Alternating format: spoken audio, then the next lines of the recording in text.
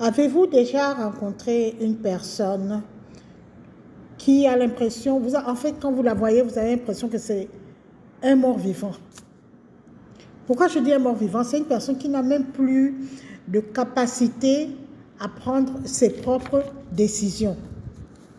Une personne qui est comme une larve, en fait. C'est quelqu'un qui est vivant, certes, mais ne peut plus prendre ses décisions.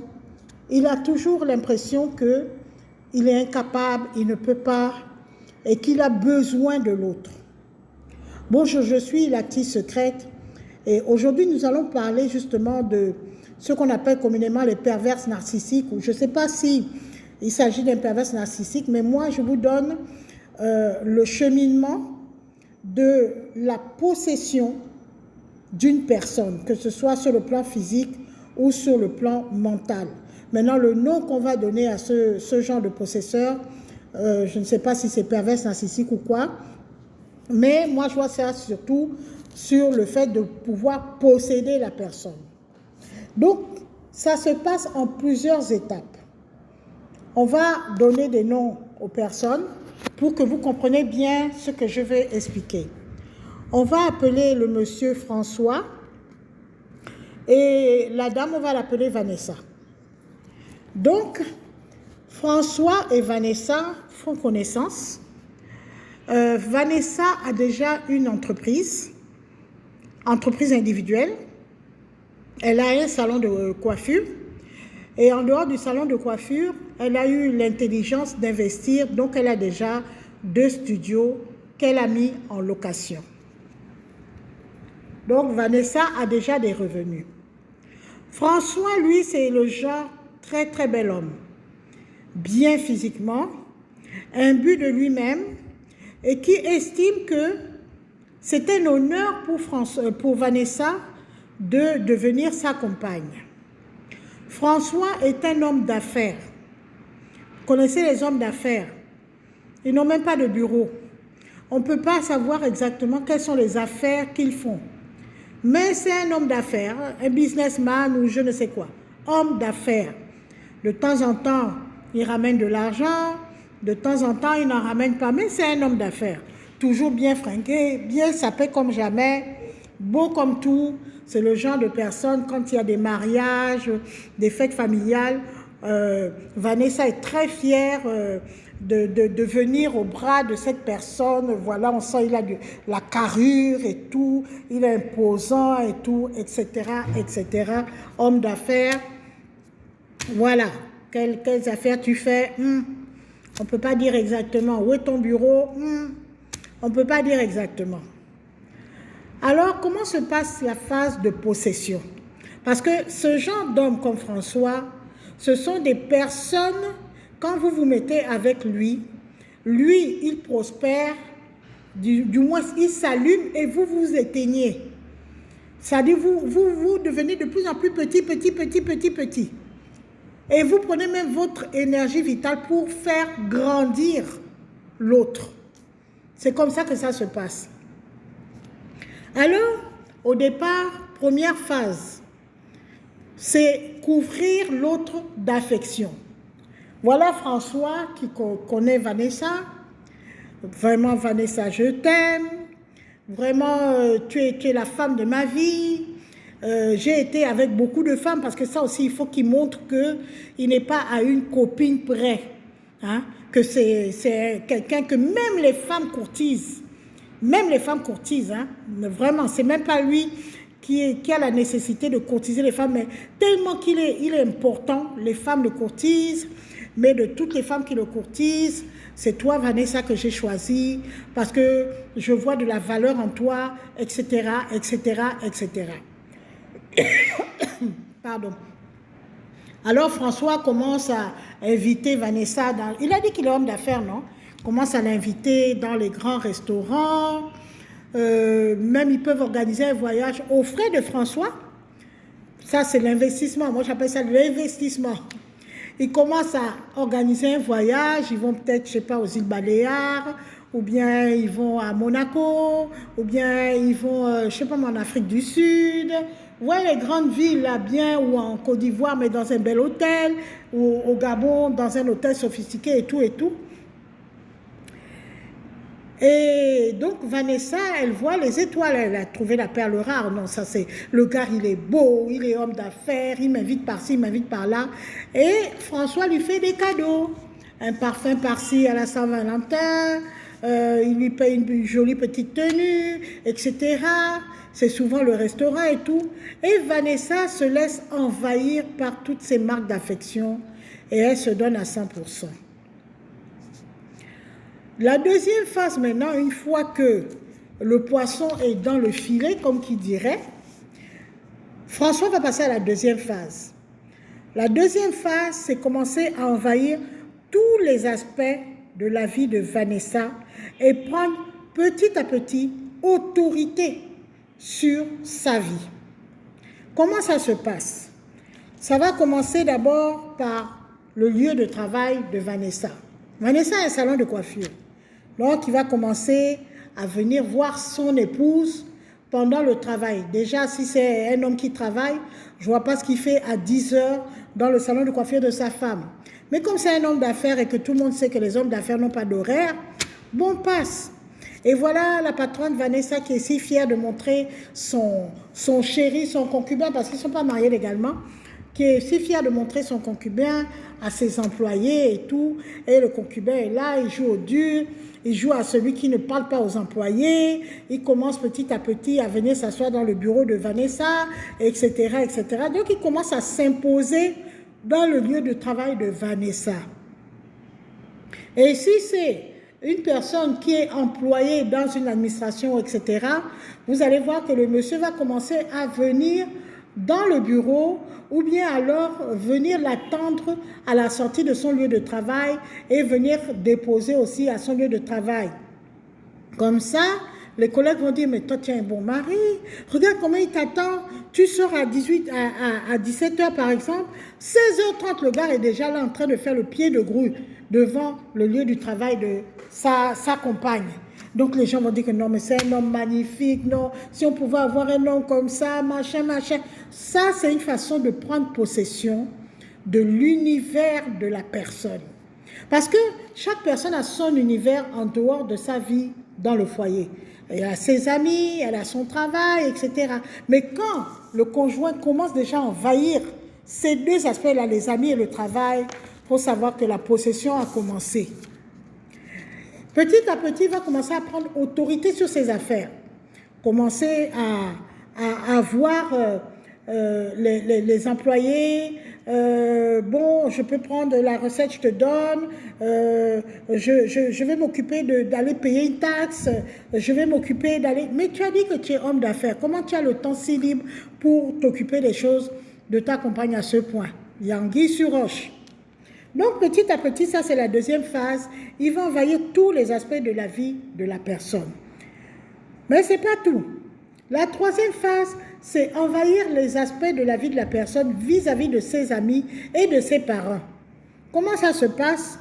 Il va commencer à assister aux réunions de famille, où quand les amis de Vanessa sont là, il va commencer aussi à être là. Le plus souvent, ça devient envahissant à la longue. Vanessa, elle veut être avec ses copines, mais il y a toujours le compagnon qui est là. Ça va faire en sorte que Vanessa aura de moins en moins envie de sortir avec ses copines. Dans les réunions de famille, il est là, il s'impose comme étant le conjoint, alors que c'est seulement le compagnon. Et tout le temps maintenant, il va falloir que Vanessa, à chaque fois qu'il y a une réunion, qu'elle amène ce monsieur. Parce que si elle n'a pas amené, il va dire que mais oui, mais pourquoi tu ne m'as pas appelé? Pourquoi? Maintenant, là on est dans la troisième phase, la prise de contrôle. Quand il est maintenant, il rentre à la maison avec sa compagne, il commence à dire que oui, mais le parent là, tu vois ton frère, moi je pense qu'il a un mauvais caractère. Et puis il ne t'aime pas vraiment. Tu as vu ce qu'il a répondu? Et la tante là, j'ai vu comment elle te regardait. Et ta petite soeur, on dirait qu'elle est jalouse de toi. Tu sais, comme toi tu es un mari, tu es un bon mari. Elle n'est pas mariée. On dirait qu'il y a la jalousie. Ta grande soeur aussi. Il faut faire attention à tes parents. Ils sont jaloux de toi. Heureusement que tu es avec moi. Moi je vais t'épouser, je vais te mettre en haut. Je suis ton sauveur, je suis ton protecteur, etc. Avec les amis, c'est pareil. Oh, tu vois ta copine là, elle me fait les yeux doux. Hein? Vraiment, heureusement que je suis un homme intègre, machin. Et l'autre copine là, la dernière fois, quand on était à la fête, elle faisait que me sourire. Et voilà comment il met le désordre dans l'univers de la fille. Après, si l'ami c'est un homme, il va dire, oui, ton ami là, j'ai l'impression qu'il veut sortir avec toi. Je ne comprends pas pourquoi quand il est venu, quand il a fait la bise, il a trop duré sa main sur ton épaule. Je ne trouve pas ça normal et tout, etc., etc. Et voilà comment il commence à avoir le contrôle maintenant de l'environnement sociétal et familial de Vanessa. Donc, je reprends que la première phase, il a couvert d'affection. La deuxième phase, il a envahi l'aspect économique, l'aspect professionnel de Vanessa. La troisième phase, c'est prendre le contrôle sur la partie familiale et sociétale de Vanessa. Donc, il est partout. Il commence à avoir la maîtrise de tous les aspects de la vie de Vanessa. Il connaît son salaire. Si elle a une entreprise individuelle, il connaît ses revenus, il connaît le montant des loyers que Vanessa touche. Il a même déjà pris contact avec les locataires. Hein. Il a même fait comprendre à Vanessa que si un locataire ne paye pas le loyer, qu'on l'appelle, lui il va intervenir. Donc il se met maintenant comme étant l'intermédiaire entre les locataires et Vanessa. Et Vanessa, comme elle a l'impression que c'est un mari idéal, elle se laisse aller et l'homme prend petit à petit du pouvoir sur toutes les affaires, tous les aspects économiques, familiaux et sociétaux, je ne sais pas comment on dit, de la société de Vanessa. Vanessa est dans les filets et petit à petit, il commence à refermer son filet. La quatrième phase, c'est maintenant de diminuer l'amour-propre de Vanessa. Il va commencer, ça commence toujours par la cuisine, hein, toujours par la cuisine et le physique. Il va commencer à dire à Vanessa que « Ah, Vanessa, tu as trop grossi depuis qu'on est ensemble. » Entre-temps, Vanessa a fait un enfant. Donc, depuis qu'on est ensemble, essaie de te maintenir. Parce que moi, ça me fait honte. Hein, quand on sort, tu es là, regarde tes habits. Hein, c'est pas trop ça. Et ta coiffure. Tu n'as même pas refait tes ongles. Tu pourrais faire comme toutes les autres, avoir des ongles artificiels pour que tes mains soient toujours nickel, etc. Parce que moi, bon, tu sais, moi, je suis tellement beau, je suis tellement classe, je suis tellement... vraiment, il y a beaucoup de filles qui me regardent. Hein? Vanessa, fais un effort, fais un effort. Et voilà Vanessa qui va s'inscrire au cours de... au cours de... Comment on appelle ça? De gymnastique, va s'inscrire dans les salles de sport, commencer à faire le vélo dans les salles de sport ou la marche dans les salles de sport parce que François a dit qu'elle a pris du poids et que vraiment si elle veut être à son bras, il faut qu'elle soit aussi belle que lui, il est beau. Vanessa commence à développer un complexe d'infériorité parce que elle commence à déprimer. Et vous savez, la plupart du temps, les femmes, quand elles dépriment, ce n'est pas l'anorexie, mais c'est plutôt l'inverse, c'est la boulimie qui s'installe. Donc plus François lui fait des reproches, plus Vanessa va au cours de gymnastique et va à la salle de sport, plus elle a tendance à faire de la boulimie et rebelote et ainsi de suite. Donc son moral commence à être au plus bas. Ça, c'est pour le bonheur de François qui lui fait penser que elle est inférieure et que lui, il est supérieur. Et que il se rabaisse même à la prendre comme compagne. Vraiment, il est tellement compatissant qu'il se rabaisse à la prendre comme compagne parce que normalement, un gars beau comme lui, il pourrait se taper toutes les femmes belles. Il va même inventer des histoires pour dire que, oh, tu vois, cette femme-là, la dernière fois, quand je suis allée payer mes taxes, elle me faisait les yeux et tout, elle m'a souri et tout. L'air de faire comprendre à Vanessa que, tu sais, moi, il y a des femmes qui sont très, très belles, qui tournent autour de moi. Donc, toi, si tu ne te mets pas au niveau, tu risques de me perdre. Je répète toujours qu'il est homme d'affaires et qu'on ne sait pas où il travaille. Et que c'est de temps en temps qu'il ramène l'argent. La plupart du temps, c'est Vanessa qui paye tout. Vanessa paye le loyer. Vanessa paye tout. Vanessa paye tout. Parce qu'elle n'habite pas chez ses locataires, le terrain, c'est pas trop ça. Donc, elle est allée louer quelque part un appartement de 2 chambres, bien dans un immeuble bien sophistiqué. C'est Vanessa qui paye le loyer, c'est Vanessa qui paye le courant, qui paye l'électricité. Vanessa a été obligée, en fait, obligée du moins, entre guillemets, de payer une voiture à François parce que, soi-disant, la voiture de François est tombée bizarrement en panne quand ils se sont connus. Hey, hey, hey. Bizarrement, hein? C'est-à-dire quand ils se sont connus, il a fait croire à Vanessa que sa voiture vient de tomber en panne. Et comme c'est une voiture américaine ou je ne sais pas quoi, les SUV ou je ne sais pas quoi, on ne trouve pas les pièces dans le pays. Et ils sont en Afrique, hein?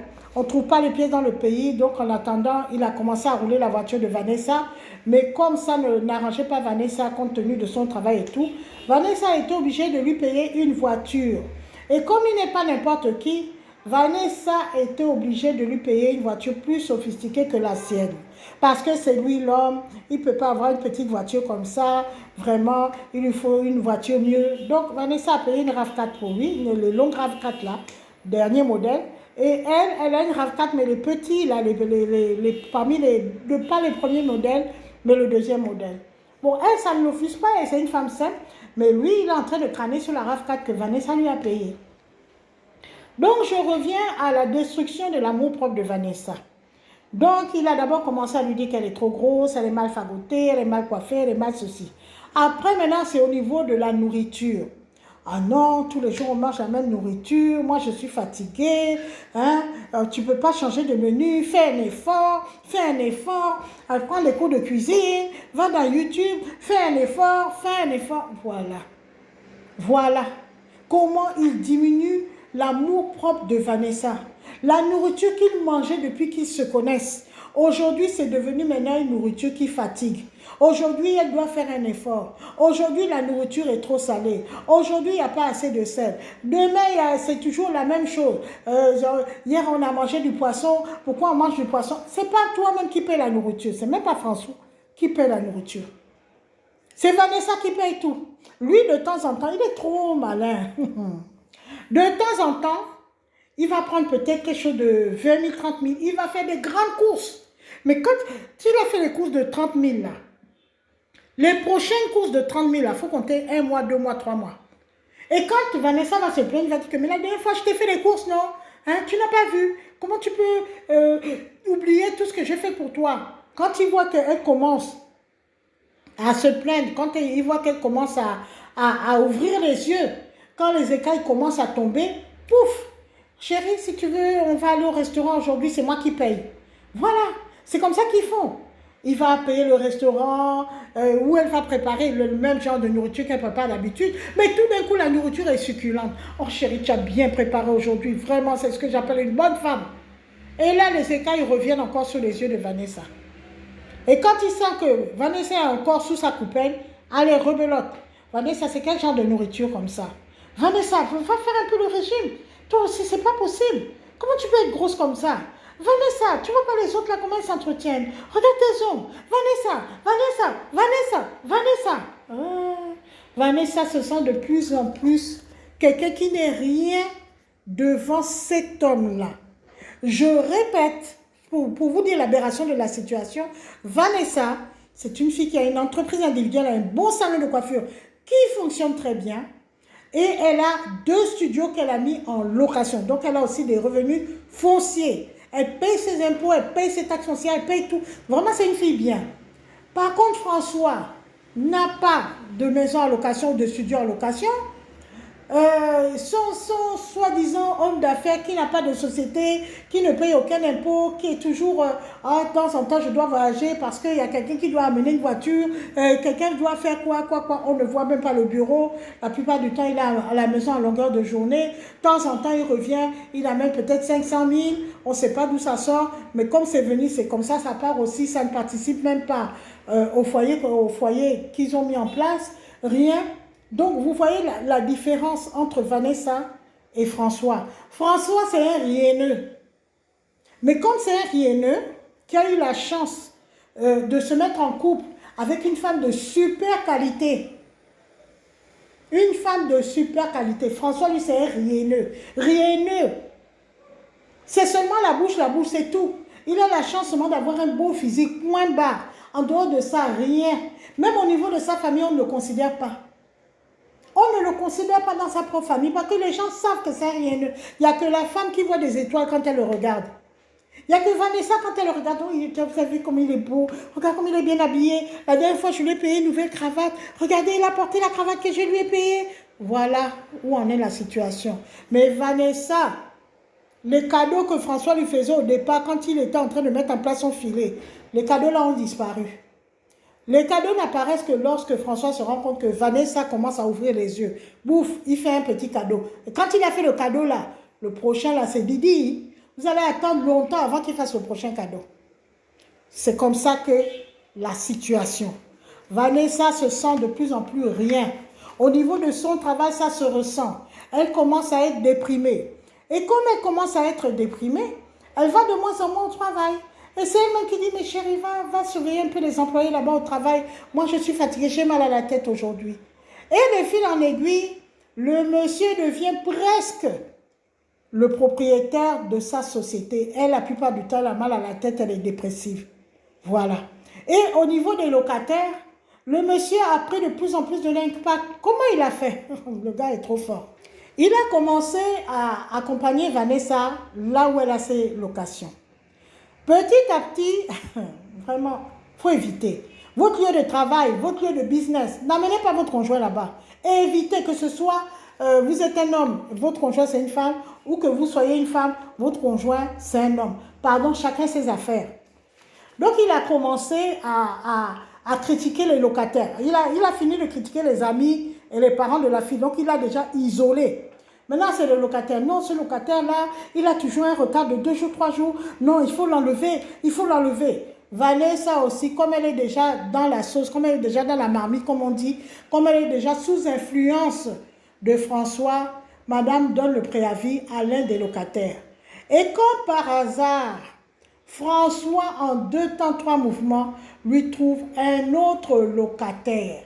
Mais cet autre locataire-là, c'est François qui l'a amené, donc il est beaucoup plus redevable à François que auprès de Vanessa. Donc il commence à avoir le pouvoir petit à petit sur les locations de Vanessa. Et les hommes. Et petit à petit, c'est lui qui se déplace pour aller prendre les loyers. Parce qu'il dit non, c'est dangereux Vanessa que toi tu circules avec autant d'argent. Moi je vais t'accompagner prendre les loyers. D'accompagner prendre les loyers, les locataires ont pris l'habitude de le voir non, avec Madame Vanessa. Donc maintenant, il peut venir tout seul prendre les loyers. Et c'est comme ça que Vanessa, elle a commencé à faire la paresse, le corps est lourd, déprimé et tout. Oh chérie, tu peux aller prendre les loyers là chez les locataires là, parce que moi, je n'ai pas envie d'aller, puis on dit que son loyer n'est pas prêt, ça va m'énerver. Oh, il n'y a pas de problème Vanessa, il n'y a pas de problème, je vais aller chercher les loyers. Et c'est comme ça qu'il a eu la main mise sur les loyers de Vanessa. La 5e phase,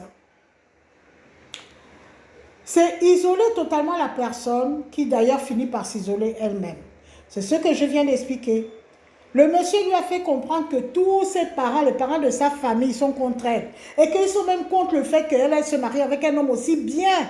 Donc, il faut pas trop fréquenter ces parents-là. C'est la jalousie. Et d'ailleurs, dans la famille de Vanessa, il y a un esprit qui fait en sorte que les femmes ne se marient pas. Vanessa, tu seras la seule qui aura l'honneur de faire un mariage. On va faire un grand mariage. Les autres vont fermer leur bouche.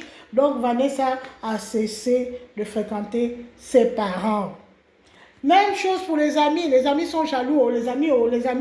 Vanessa a cessé de fréquenter ses amis. Donc, isolement total. Maintenant, au niveau de sa société, son salon de coiffure, il y a maintenant 2 chefs. Il y a patron François et patronne Vanessa. Et au niveau des locataires, petit à petit, c'est même François qui perçoit les loyers, François qui se charge des réparations, d'aller chercher l'électricien quand il y a un problème, François qui se charge d'aller chercher un plombier. Vanessa a démissionné de tout, elle a tout laissé à François. Et François est devenu le gestionnaire des affaires de Vanessa. La 6e phase, c'est se positionner en sauveur de la vie de la personne. Je dirais même pas en sauveur, en unique sauveur. Vanessa, heureusement que tu es avec moi. Moi, je peux te protéger. Vraiment. Si tu es seule, tu ne pourras pas t'en sortir, Vanessa. C'est impossible. Tu vas te faire bouffer. Regarde comment tes employés te volent. Regarde comment les locataires ils te traînaient pour payer les loyers. Heureusement que je suis arrivée. Ça, c'est Zoro. Je suis arrivée, heureusement. Hein, Vanessa, heureusement que je suis là. Heureusement. Et en parallèle, en même temps qu'il se prend comme un sauveur, en même temps, il va commencer par la série violence, affection. Violence, affection. C'est-à-dire que quand il va commencer à se montrer violent verbalement vis-à-vis de Vanessa, Vanessa pleure, pleure, pleure. Après, il va venir comme un toutou. Oh Vanessa, excuse-moi, tu sais que je t'aime tellement. C'est pour ça que ça m'a fait mal quand tu m'as parlé comme ça. Mais c'est de ta faute si j'ai été violent. Hein? Non, mais moi je suis pas comme ça, Vanessa. Mais il faut pas que tu m'offusques. La dernière fois, tu m'as demandé la monnaie de la recette. Moi, ça m'a offensé. Je me suis dit que comme il n'a pas confiance en moi, j'ai été humiliée. C'est pour ça que je me suis énervée.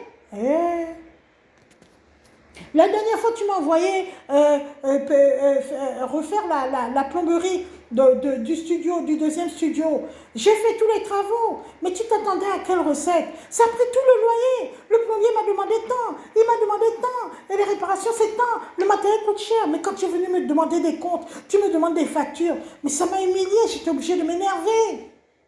C'est comme ça.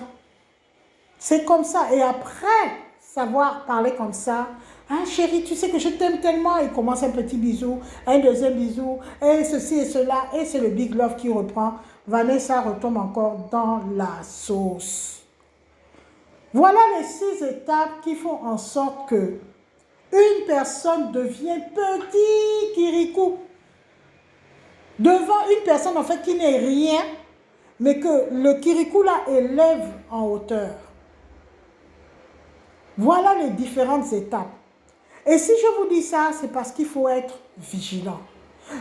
Première chose, premier conseil que je vous donne. Choisissez bien votre partenaire de vie. Ne choisissez pas votre partenaire de vie parce qu'il est beau. S'il a la chance d'être beau aussi, tant mieux. Mais ne prenez pas ça comme critère principal. Parce que vous allez vous casser le nez assurément. Pour choisir votre partenaire de vie, d'abord prenez quelqu'un qui est de votre milieu ou qui est d'un milieu supérieur au vôtre. N'allez pas prendre des gens qui vous disent qu'ils sont hommes d'affaires et vous ne voyez jamais les affaires là. Vous ne voyez jamais le bureau. Vous ne voyez jamais les résultats de cette affaire-là. Laissez. Ne vous accrochez jamais à ce genre de personnes. Sinon, vous allez vous regretter ça toute votre vie. Prenez quelqu'un, quand il vous dit « je travaille », voilà où je travaille. Vous voyez bien la société avec vos yeux. Vous voyez bien qu'il travaille là-bas parce qu'il peut vous montrer n'importe quelle société. Il y a beaucoup de gens qui vont vous dire, moi les gens, ils ont l'habitude de dire qu'ils travaillent à la présidence. Sachant très bien que vous ne pouvez pas aller vérifier s'ils travaillent réellement à la présidence. Ou je travaille dans une ambassade. Vous ne pouvez pas aller vérifier. Ou je travaille dans les services secrets. Et des trucs comme ça là, c'est les nébuleuses. C'est du mensonge, c'est du n'importe quoi. Ou je suis homme d'affaires, je dois voyager, je dois ceci. Tu es homme d'affaires. Tu fais quel genre d'affaires? Tu vends quoi concrètement? Tu fais quel business concrètement? Amène-moi aussi un jour dans ton business, je veux voir. Si vous n'avez pas toutes ces infos-là, fuyez, fuyez. Moi, je vous dis fuyez. Je ne vous dis pas à laisser tomber parce qu'ils vont se scotcher à vous d'une façon que vous finirez par accepter d'être avec eux. Donc, je vous dis fuyez. Bloquez son numéro de téléphone pour qu'il ne puisse plus vous joindre. Son WhatsApp, son ceci, son cela, je ne sais pas comment faire. Bloquez tout et ne lui donnez jamais accès à votre maison. Ne laissez pas les gens venir dans votre maison tant que vous n'êtes pas sûr et certaine que c'est quelqu'un avec qui vous pouvez partager votre vie. Ça, c'est le conseil que je vous donne. Si vous lui donnez l'habitude de venir dans votre maison, le gardien, il sait que ça, c'est mari de madame. Il va rentrer comme il veut. Les enfants voient déjà, oh, tonton, tonton. Il va rentrer comme il veut. La femme de ménage sait que, oh, ça, c'est mari de madame. Il va rentrer comme il veut. Ne laissez pas rentrer n'importe qui dans votre maison.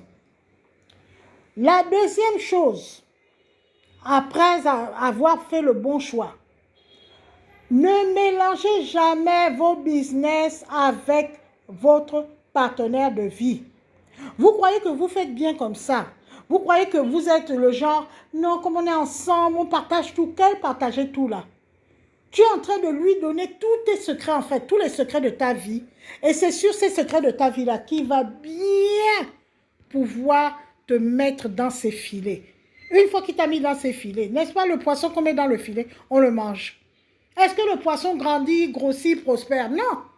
Quand on te met dans les filets, là, c'est pour te terminer. Tu lui montres déjà où est ta société, où sont tes locataires, qui sont tes locataires, combien de loyers tu touches, quel est le montant de tes recettes. Si tu travailles dans une administration, quel est ton salaire, qui est ton chef de service. Pas qu'il peut brancher directement avec le chef de service. Vous ne savez pas. J'ai connu en fait, j'avais une employée qui était ma secrétaire. Elle travaillait très bien, hein, il n'y avait pas de problème avec elle. Elle a commencé à sortir avec un gars, genre rieneux, mais homme d'affaires. La qualité là, beau, hein. Vraiment un mignon, bel homme et tout et tout. Elle est tombée vraiment, comme on dit quoi, mouque, fond d'off, amoureuse à la folie. Elle ne jurait que par lui. Premièrement, le gars avait même menti qu'il était déjà marié dans son pays. Ça, c'est une autre histoire encore, puisque monsieur ne porte pas d'alliance. Donc, elle est tombée amoureuse du gars. La première chose que le gars a fait, c'est de la débaucher de mon entreprise. Vous imaginez? Moi, j'avais déjà vu le vent venir. Mais je n'ai pas parlé, c'est son gars. J'ai dit, ok, donc vous voulez démissionner? Oui, je vais démissionner parce qu'il m'a trouvé un travail comme secrétaire dans un hôtel, enfin, c'est un hôtel de la place très, très, très sophistiqué. Là-bas, c'est bien et tout et tout. J'ai dit, ok, d'accord, que là-bas, vraiment, j'aurai un meilleur salaire, vraiment, j'étais bien avec vous, mais il m'a promis que là-bas, je serais mieux et tout. Elle a quitté de chez moi, elle a posé sa démission, tout s'est bien passé, on s'entend même très bien, pour aller travailler de l'autre côté. Sans savoir que l'autre côté, c'est lui qui a trouvé le travail. Donc le DRH, c'est son meilleur ami, c'est-à-dire le directeur des ressources humaines, celui qui est chargé du personnel, si vous voulez. C'est son meilleur ami. Un jour, elle a débarqué chez moi, elle a fait peut-être quelque chose de... Un an, hein, l'autre côté. Un an et 2 mois comme ça. Elle débarque chez moi. Oh, est-ce que je peux revenir travailler ici? J'ai dit pourquoi? Oh, j'ai eu des problèmes avec mon ami et les problèmes, c'est aller jusque chez le DRH. Le DRH a été obligé de me licencier. Vous voyez? C'est comme ça quand vous allez montrer tout. Les hommes, ils veulent que ils aient la même mise sur vous. Et vous ne bougez pas, vous restez là que ben... C'est comme ça. Bon, ça, c'était une parenthèse. Donc, j'ai dit première chose. Prenez un homme, vous savez où il travaille, il est de même niveau que vous ou de niveau plus élevé. L'histoire que non, on est simple, on n'est pas des michetonneuses, on n'est pas quoi, on n'est pas intéressé par son argent, même s'il est pauvre, il vit dans un boui-boui et tout, il n'y a pas de problème, je vais lui prêter ma voiture, il va habiter dans ma belle maison et tout, c'est tant pis pour vous. C'est tant pis pour vous. Nous, on ne fait que prévenir. Maintenant, chacun prend sa décision. C'est tant pis pour vous. C'est tant pis pour vous. Deuxième chose, ne le mettez pas dans votre lieu de travail. Il ne doit pas connaître votre chef de service. Il ne doit pas connaître vos employés. Il ne doit pas connaître. Il ne doit pas connaître le montant de votre recette. Il ne doit pas connaître votre numéro de compte bancaire, votre gestionnaire bancaire. Non, ça ne le regarde pas. Ça ne le regarde pas. Il ne doit pas savoir combien vous avez en banque. Il ne doit pas savoir le code de votre carte bancaire. Ça ne le regarde pas. Et vous n'avez pas aussi à regarder le code de sa carte bancaire. Maintenant, si vous voulez fonctionner ensemble, vous faites un compte commun. Mais dans le compte commun, ne vous faites pas duper. On sait très bien que dans le compte commun, la femme met. L'autre, enfin, pas forcément parce qu'il y a des femmes escrocs aussi. Du moins, l'un des conjoints alimente le compte commun. L'autre conjoint, il a toujours un problème. Oh non, le mois là, je ne peux pas donner parce que. Le mois là, je ne peux pas donner parce que. Mais c'est celui qui ne donne pas là, qui consomme le plus d'argent dans le compte commun. C'est toujours comme ça. Ce n'est jamais équitable. Moi, je ne peux pas faire un compte commun. Quand il y a un problème, chacun donne de son côté. Compte commun là, ça veut dire que c'est moi qui vais tout donner. Ça, c'est clair. L'autre va donner de temps en temps. De temps en temps, parce qu'il a un problème, parce qu'il a ceci, parce que sa mère est malade, parce que son petit frère a un problème. Non, non, non, non. Ne perdez pas votre temps. Troisième point, ne laissez jamais un partenaire de vie vous séparer de votre famille en vous faisant croire que votre famille, ce sont les plus grands sorciers de la terre qui ne veulent pas votre bonheur. Non, ça c'est isolé. Je vous ai fait plusieurs vidéos sur l'histoire que pour qu'un loup puisse manger un agneau, il faut le sortir du troupeau. Quand vous voyez par exemple dans les vidéos sur les animaux, vous voyez comment les petits chevreaux, quand ils retardent là, c'est là où le loup bondit. Mais s'il est dans le troupeau, les chèvres, les boucs et tout ça avec leurs cornes, ils vont dépêcher le loup. Donc la première chose à faire, c'est de le sortir du troupeau. Donc quand un homme commence à te dire que ta famille n'est pas bien, ta famille ceci, ta famille cela, tes amis ne sont pas bien, tes amis sont jaloux de toi, les autres avec ton malheur, reste avec moi, moi je vais te protéger, moi ceci, moi cela. Il faut déjà vous séparer de la personne parce que la personne va vous isoler. Une fois que la personne vous a bien isolé, à ce moment-là, elle va procéder à la destruction de votre amour propre, de votre personne. Et vous deviendrez vraiment une marionnette dans ses mains. J'ai toujours dit que le diable est là pour voler, diviser et détruire. Quand vous commencez à connaître une personne et qu'à partir du moment où vous connaissez cette personne, vous avez des problèmes avec les membres de votre famille, vous avez des problèmes avec vos amis avec qui vous étiez bien avant, pensez à celui que vous venez d'introduire. Vous venez de mettre le verre dans le fruit. Vous venez de mettre un asticot dans le fruit qui va vous ronger, jusqu'à vous détruire vous-même. Évitez. Gardez vos affaires pour vous-même. Et enfin, le quatrième point, il ne faut pas aduler son partenaire de vie. Ce n'est pas un Dieu. Dieu, il est Dieu. Le partenaire de vie, même s'il est beau comme la lune, beau comme les étoiles, beau comme le soleil, ou beau comme tous les astres réunis, ce n'est qu'un être humain.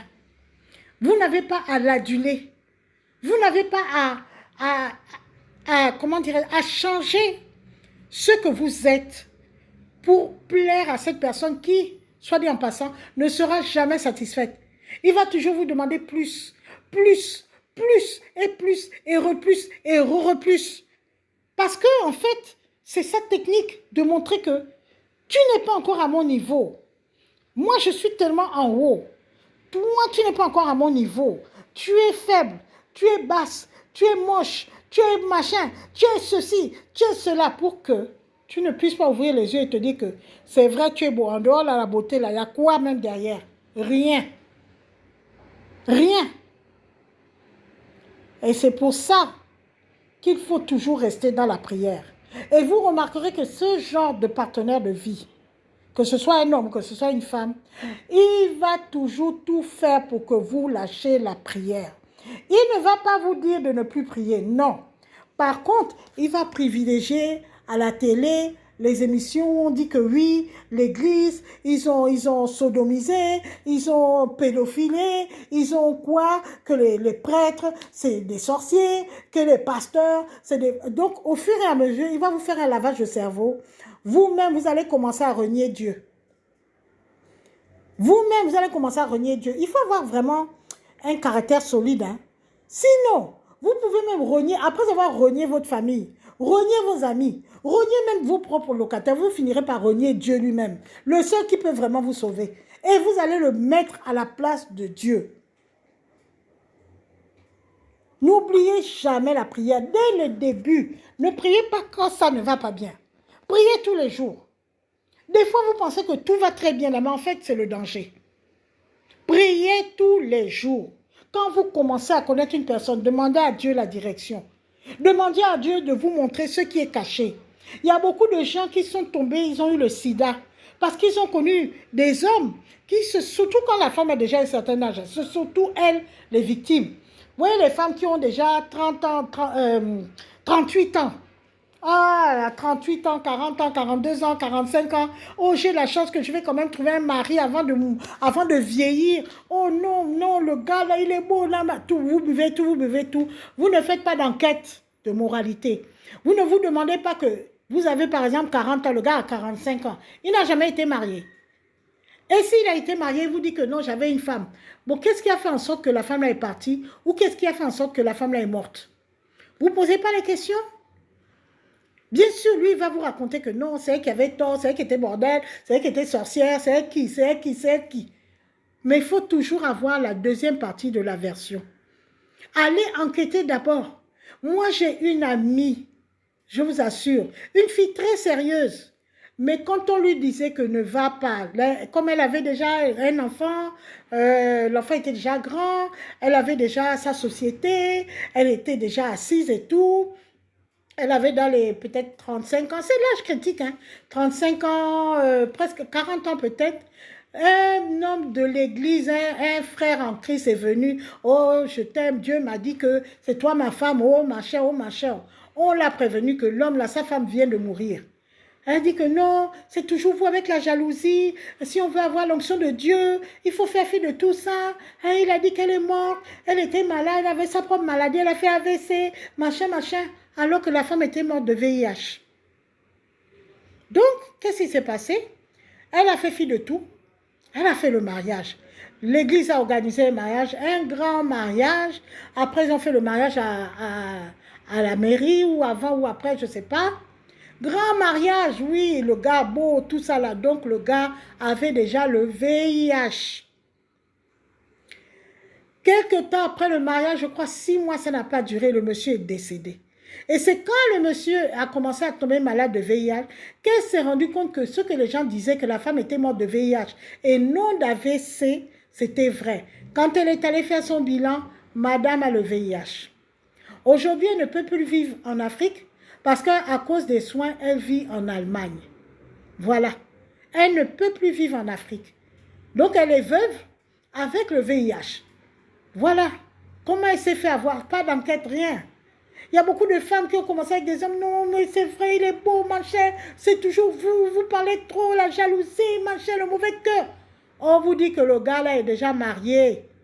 Déjà marié. Non, c'est faux. Il n'a même pas d'alliance. Il n'y a même pas Il est déjà marié dans son pays. Il est marié. À beau parler, non. Une fois que tu es déjà dans la sauce, que tu lui as donné déjà les numéros de tes comptes bancaires, les numéros de tes cartes bancaires aussi, que tu lui as donné vraiment de l'importance dans ta famille, que tu lui as donné le pouvoir sur tes locataires, que tu lui as donné le pouvoir sur ta société, c'est là où tu apprends que le bon monsieur est déjà marié. Eh oui. Maintenant, tu n'as que tes yeux pour pleurer. Soyez vigilants et vigilantes. Soyez vigilants et vigilantes. Quand on dit partenaire de vie, ça veut dire que vous allez faire des années avec la personne. Ce n'est pas une histoire d'un jour vous partez, non. Des années. Ces années-là peuvent être votre enterrement ou ça peut être votre illumination. C'est à vous de choisir. Voilà, je pense que mes conseils vont être suivis et je vous dis au revoir et que Dieu vous bénisse.